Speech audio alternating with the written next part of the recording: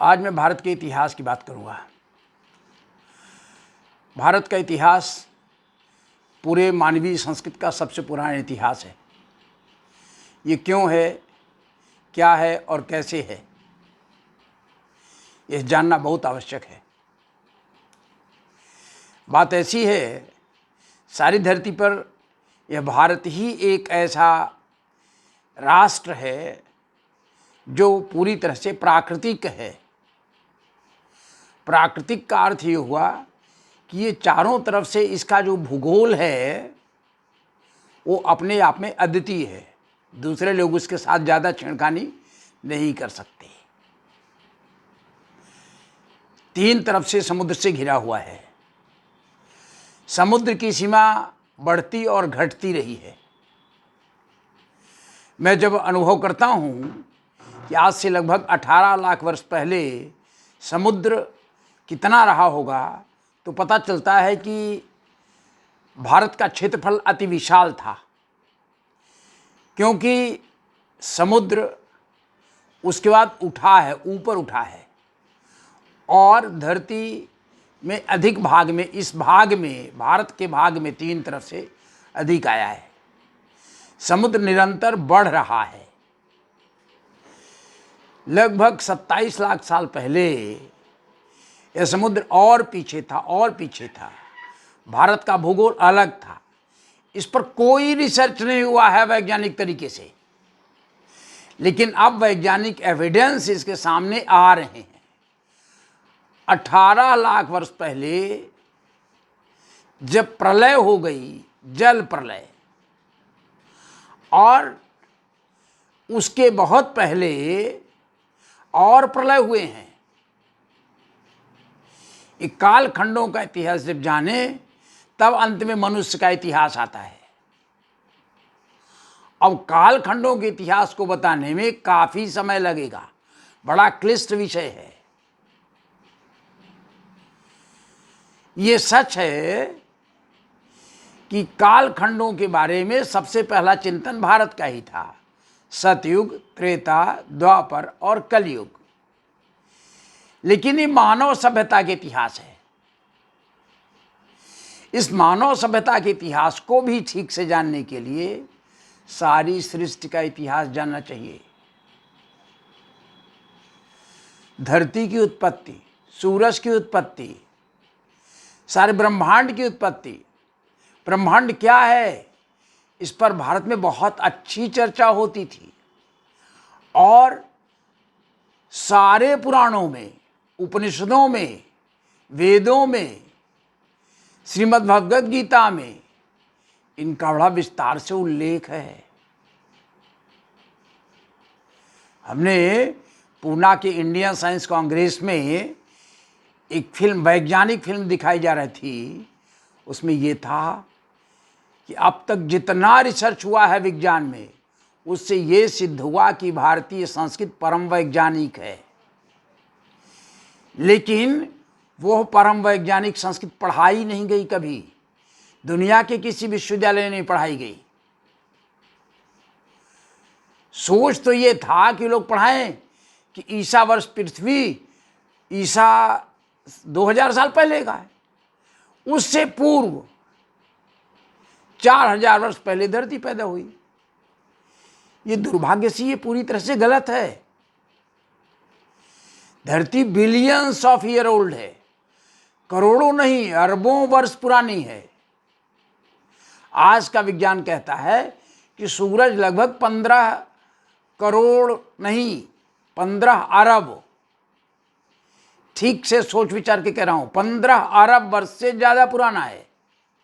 हमारी कुछ गैलेक्सीज उससे भी पुरानी है। धरती 4.6 बिलियन ईयर, 4.6 अरब वर्ष से ज्यादा पुरानी है। केवल 30-35 साल, 40 साल पहले पूरे वैज्ञानिक ये था कि नहीं, ये तो 4.6 बिलियन ईयर है, लेकिन नई रॉक मिल जाती है। ये जैसा ऋग्वेद में वर्णित है या जैसा और जगहों पर है भारतीय संस्कृत के पुराने ग्रंथों में, उस तरह का किस्सा है। ऐसे ही मानव का इतिहास बहुत पुराना है। वो ठीक है कि कैम्ब्रिज विश्वविद्यालय में ये पढ़ाया करते थे, हाँ हंटर गेदरर था मनुष्य, बहुत सारे हंटर गेदरर थे, अभी भी हंटर गेदरर हैं, अभी भी कुछ न मानने वाले हैं, अभी भी संस्कारहीन मनुष्य हैं। लेकिन कुछ लोग ऐसे भारत में हुए जो संस्कार, जो दया, धर्म, मैत्री, सहिष्णुता, दूसरे की मदद करने में ज़्यादा सुख अनुभव करते थे। तो जो संस्कृति का विकास हुआ है, संस्कृति जैसा होना चाहिए था वैसा होना, मानव में परस्पर प्रेम, परस्पर सहयोग, परस्पर मैत्री, परस्पर सहिष्णुता का विकास होना चाहिए था। इस तरह का हुआ, प्राकृतिक तरीके से हुआ। ऐसा नहीं कि युद्ध नहीं होता था, युद्ध होता था, अहंकार तब भी था, काम भी था, क्रोध भी था, लोभ भी था, लेकिन उसके साथ यह भी था, जैसे सुख के साथ दुख है, जैसे दिन के साथ रात है, जैसे प्रकाश के साथ अंधकार है, ऐसे ही मानवीय संस्कृति में भी ये तीन गुण धीरे धीरे आ गए थे, सत, रज और तम। सतोगुणी मनुष्य की प्रवृत्ति बिल्कुल अलग होती है, रजोगुणी की बिल्कुल अलग होती है और तमोगुणी की बिल्कुल अलग होती है, लेकिन इनके बीच में कोई सिल्वर लाइनिंग नहीं है। सतोगुण कितना है, फिर तमोगुण कितना है, फिर रजोगुण कितना है, इनमें आपस में सामंजस्य रहता है, कम और ज्यादा रहता है। सतोगुण बहुत रहेगा, रजोगुण से कम रहेगा, तमोगुण और बहुत कम रहेगा, तो मनुष्य का व्यवहार अलग रहेगा। ये गीता में बहुत अच्छे से 18वें अध्याय में डिस्क्राइब्ड है। और यही नहीं, व्यवहार मनुष्य का देख करके समझा जा सकता है। ये जो सतयुग, त्रेता, द्वापर और कलयुग की कहानी है, इसी में आधा अधूरा करके आधुनिक विज्ञान ने लगभग 150 साल पहले, 200 साल पहले ये शुरुआत हुई और कहा नहीं, ये प्राइमरी, सेकेंडरी, टर्सरी, क्वार्टरनरी कह देते हैं इसको। भारत कमजोर हुआ और इसमें हमला करने वाली संस्कृतियां थोड़ी सी मजबूत हुई, तूने इसको अपने हिसाब से लिखना शुरू कर दिया और नई नई थ्योरी गढ़ी गई। ऐसा नहीं था कि लाखों वर्ष के इतिहास को उन्हें देखा था, थोड़ा बहुत प्रमाण मिला, वो आधा अधूरा प्रमाण है। प्रमाण तो आता है यौगिक संस्कृति से। जब मनुष्य को आनंद आया तो ज्ञान स्फुटित हुआ, और आनंद आया सबसे पहले सूर्य के दर्शन से। और पहली क्रिया जो मनुष्य को सबसे अधिक प्रभावित की वो तो सूरज के उगने की सुंदरता। कैसे रात के पास हल्का हल्का प्रकाश आता है, कैसे सुबह की हवा कितनी सुंदर चलती है, कैसे सुंदर चिड़ियों का चहकना होता है, कैसे सुंदर सूरज की रोशनी हल्की हल्की आती है। इस आनंद को जिस किसी ने अनुभव किया, वह सूरज की सुंदरता से मुग्ध हो गया और तब उसके मन में जो गीत फूटा कि हम कहाँ हैं, कौन हैं, कैसे आए हैं, कहाँ से आए हैं और ये हमको बना रहे। तो बहुत दिन तक ये संस्कृति चलती रही, लेकिन तपस्या से जब उसके मन में हुआ और तपस्या करेंगे और समझेंगे, और हमारे हाथ में भी चाहिए। ऐसा नहीं था कि रजोगुण नहीं था, रजोगुण भी था, तमोगुण भी था, सतोगुण था, लेकिन सतोगुण तपस्या करना, उससे भीतर की शक्ति जागृत करना। तो जो भीतर की शक्ति जागृत किया राजा ने,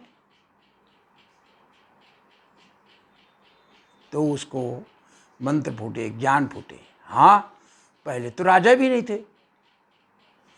तो राजा तो नहीं थे, लेकिन एक बात हुई, पहले किसको पूछें, सबसे आगे किसको पूछें, पहली प्रार्थना किसी करें। और तब प्रार्थना शब्द का भी अर्थ जानना आवश्यक हो गया। मतलब जो सब तरह से हमारी रक्षा करे, जो ताकतवर हो, उसकी प्रेयर करें, उसे पूजा करें, उससे विनम्रता से बात करें, उसके गुणों का बखान करें। हम प्रार्थी होकर के जाएं, हम ओबीडियंट होकर जाएं, उसके आज्ञाकारक बन गए। वो हैं, तब देवताओं की हुई उत्पत्ति, तब गणेश हुए, ब्रह्मा विष्णु महेश हुए, और ऐसे मनुष्य रूप में जब इन देवताओं की कल्पना, परिकल्पना, समझना, समझदारी करते करते सृष्टि के नियमों को जान लिया लोगों ने, तब धीरे धीरे इतिहास शुरू हुआ। एक प्रश्न कभी सोचिए, गायत्री मंत्र को वेदों की जननी क्यों कहा गया? इसलिए कि वेद ज्ञान है, और गायत्री मंत्र से ज्ञान प्रारंभ होता है।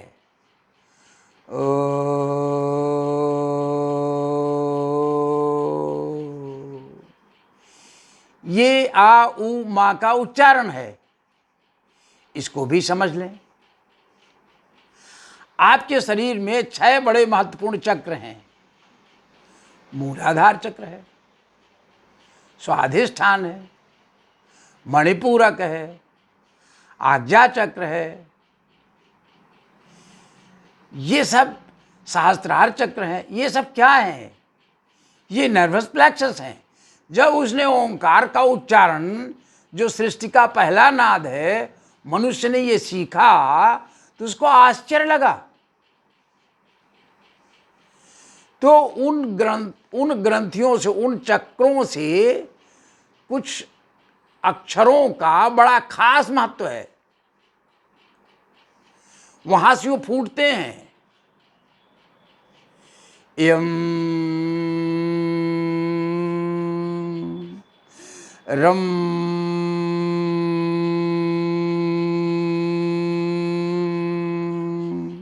लम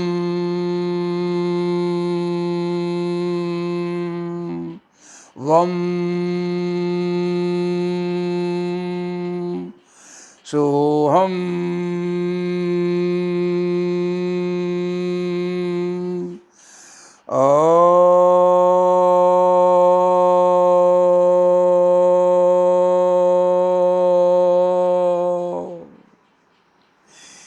इन मंत्रों के बारे में सोचें कि ये बीज मंत्रों का क्या मतलब है, तो इनका मतलब भले समझ में ना आए आपको, कहां से निकल रहे हैं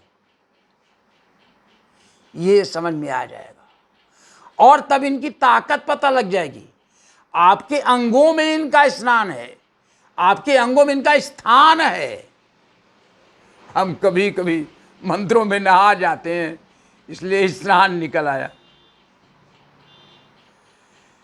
बात ये है, जब ऐसा करते करते सूरज की तरफ और आनंद से हमारा मन भर गया, और हम उगते हुए सूर्य की तरफ प्रतिदिन, और आनंद हो गया कि हम तो उसकी तरफ देखेंगे, उगते हुए सूरज की तरफ देखेंगे, 1 घंटे पहले बैठेंगे, जिसको ब्रह्म मुहूर्त कहते हैं। समझना होगा क्यों ब्रह्म मुहूर्त कहते हैं। वो कहते भर नहीं है, ब्रह्म मुहूर्त है। मैं लाइफ साइंस का विद्यार्थी रहा हूं, सेल डिवीजन सबसे अच्छा ब्रह्म मुहूर्त में होता है। आरएनए, डीएनए, जो जीन आज के वैज्ञानिक पढ़ते हैं, जो उसके अंदर डीएनए सिंथेसिस पढ़ते हैं, जो पॉलीमराइज चेन रिएक्शन पढ़ते हैं, वो प्राकृतिक तरीके से सबसे अच्छा ब्रह्म मुहूर्त में होता है। कोशिका विभाजन सबसे अधिक ब्रह्म मुहूर्त में होता है। बच्चे सबसे अधिक ब्रह्म मुहूर्त में पैदा होते हैं। नींद बहुत सुंदर आती है, लेकिन जो ब्रह्म मुहूर्त में जगने का सुख है उसका वर्णन नहीं किया जा सकता। जिसने ब्रह्म मुहूर्त में बाहर घूमना टहलना सीख लिया, आप गाय से सीख लिए, चिड़ियों से सीखिए, पशुओं से सीखिए, प्रकृति से सीखिए, पेड़ पौधों को देखिए, पत्ते रात में लटक जाते हैं। बहुत सारी क्रियाएं हैं ऐसी जिनको समझना जरूरी है, तब धीरे धीरे प्रकृति समझ में आएगी। भगवान कृष्ण कहते हैं अर्जुन से, अर्जुन अब मैं तुम्हें वो बता रहा हूं जिसको जानने के बाद कुछ भी जानना शेष नहीं रह जाता, और वो प्रकृति की क्रिया है। ये परम ज्ञान है। यह परम ज्ञान भारत में फूटा। हम सूरज के साथ चलते हैं, अपने को चलाते हैं, धरती के साथ चलते हैं। सूर्य, चंद्रमा, बृहस्पति, शुक्र, शनि, इनके साथ चलते हैं। हम 12 राशियों के साथ चलते हैं। हम 28 नक्षत्रों के साथ चलते हैं। हम सूर्य, चंद्रमा सबकी गति को आपस में संभाल के चलते हैं और अपने मन को नियंत्रित करने की विधि खोजते हैं। हम शांति प्रिय लोग हैं, हम शांति की तलाश में रहते हैं। इसका अर्थ नहीं कि हम कमजोर हैं। भारत ने दुनिया में ऐसा नहीं कि युद्ध नहीं किया है, बहुत शांति प्रिय है, लेकिन युद्ध में अद्भुत है। ब्रह्मास्त्र और एक से एक अस्त्र शस्त्र सारे थे। किनके पास थे, कैसा नियंत्रण था उनका, ये बहुत अधिक समझदारी का विषय है। और जो लोग भारतीय शास्त्रों को पढ़ते हैं वो इसको जानते हैं, लेकिन ये अभी भी नहीं जान पाए कि ये इतिहास मनुष्य का कितना पुराना है। यदि पैलियोबायोलॉजी को देखें, जीवाश्म विज्ञान को देखें, तो पता चलेगा कि ये तो मनुष्य से मिलता जुलता प्राणी 50 लाख, 60 लाख, 70 लाख साल पहले भी था। इन ब्रेन का डेवलपमेंट और उसके मन में विचार लगभग 25 से 27 लाख साल पहले शुरू हो गया, और तब वो धीरे धीरे धीरे धीरे मंत्र में परिवर्तित हुआ। उसको ओंकार कहने में ही बहुत आनंद आने लगा। ये पहला शब्द ओंकार है।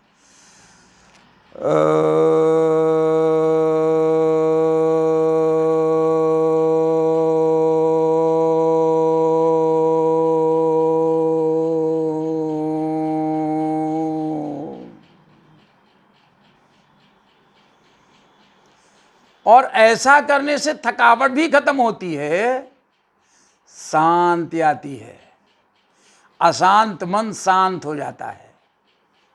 तभी तो कहते हैं ना, जीतिए मन ही सुनिए यश रामचंद्र के राज।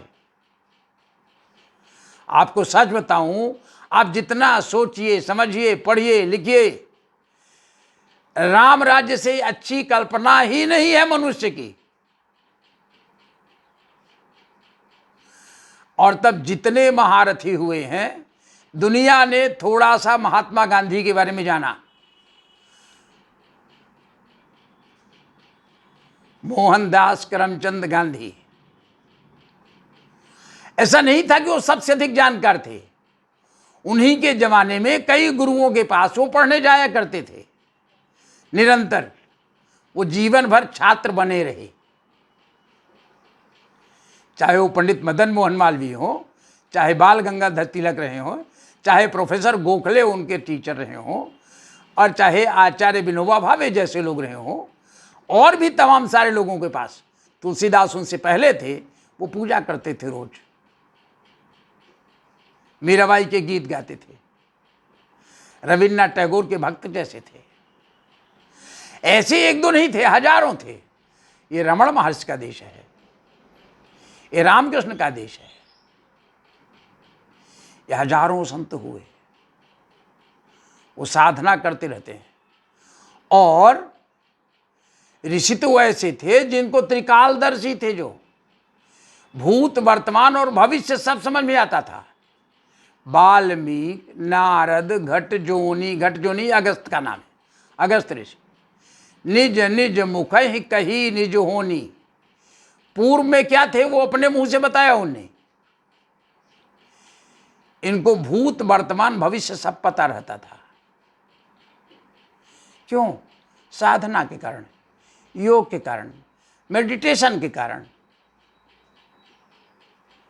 नहीं तो आप सोचिए, गांव में रह करके तुलसीदास देसी बोली में, अवधी में लिखा रामायण। अवधी और बघेली बिल्कुल एक ही, बहने बहने हैं, कोई अंतर नहीं है। कभी बघेली में भी आपको बताएंगे रामायण।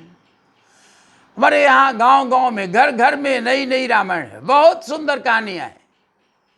राम जी आकर के यहाँ रहे ना, चित्रकूट से तो हम नज़दीक बैठे हैं, हम रहे चित्रकूट। राजापुर में वहीं तुलसीदास पैदा हुए, यहीं पर गंगा जी हैं, प्रयागराज जहाँ पहला यज्ञ हुआ है, यहीं काशी है। काशी के बारे में सदगुरु का व्याख्यान सुन लीजिए, अरे चमत्कारिक है। लोग कई कई बार सुन रहे हैं, जिससे पूछे वही देखता है। इस नॉलेज को कहाँ से पाते हैं लोग? ये नॉलेज आता है योग से। हमको बहुत आनंद आता है जब देखता हूं कि सदगुरु के व्याख्यान में तो पूरे दुनिया के लोग झूमते हैं। क्यों? सारे प्रश्नों का जवाब आ जाता है उनको, सिंपल योग से। चूंकि मैंने थोड़ा सा विज्ञान पढ़ लिया, थोड़ी सी इकोलॉजी पढ़ ली, थोड़ा पर्यावरण पढ़ लिया, थोड़ा योग पढ़ लिया, थोड़ा आयुर्वेद पढ़ लिया, थोड़ी गीता पढ़ लिया, थोड़ी संस्कृत पढ़ लिया, तो हमें उसके साथ उसकी पैरिटी, वो आपस में उनका योग, उनका संयोग, वो मिलने लगा। अरे सभी एक दूसरे की पूरक हैं। हमने देखा है योग से ऐसा क्यों होता है। उपनिषदों में एक मंत्र कहा गया, वो आधा कह रहा हूं आपको। लघुत्तम आरोग्य अलोलुपत्वम वर्ण प्रसादम स्वर सैष्ठवम चा। हल्कापन आता शरीर में, मतलब भारीपन नहीं रहता। काम करेंगे तो थकेंगे नहीं, बीमार नहीं होंगे, आरोग्य रहेगा, लोलुपता नहीं रहेगी। बड़ी इच्छा करने की, ये नहीं नहीं नहीं चाहने की, ऐसा कर जैसा कुछ नहीं नहीं रहे। वर्ण प्रसाद, शरीर में तेज रहेगा, स्वर सैष्ठव रहेगा, अच्छा बोलने का रहेगा। और अब जिन लोगों ने विवेकानंद को सुन लिया, उसके बाद जान लिया, तो उनको जल्दी विश्वास हो जाना चाहिए कि ये भारतीय संस्कृति अद्भुत है, अलौकिक है, अलग तरह की है। क्योंकि हमारे गुरु विवेकानंद जैसे हैं, हमारे गुरु रामकृष्ण जैसे हैं, हमारे गुरु देवर्षि हैं, हमारे गुरु भरद्वाज हैं, हमारे गुरु अत्रि हैं, हमारे गुरु अनसुईया हैं, हमारे अगस्त हैं, विश्वामित्र हैं, वशिष्ठ हैं, और ये सब ज्ञान के सागर हैं। लोग अब कहते हैं वो नारी के लिए कितनी स्वतंत्रता है। हमारे यहां तो प्रधान रहा है।